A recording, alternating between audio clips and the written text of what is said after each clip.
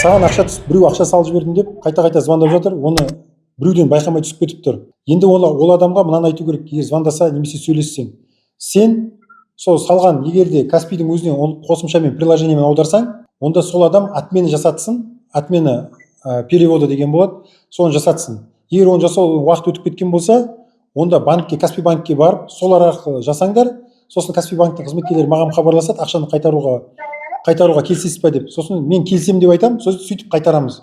А былай мен ешкімге қайттан кері аудармаймын деп айтыңыз.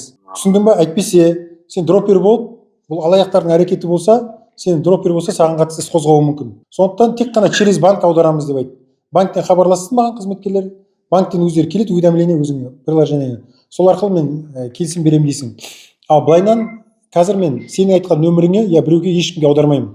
Дроппер болатын жағдайым жоқ деп айтасың. Түсінікті ма? Не дейсің?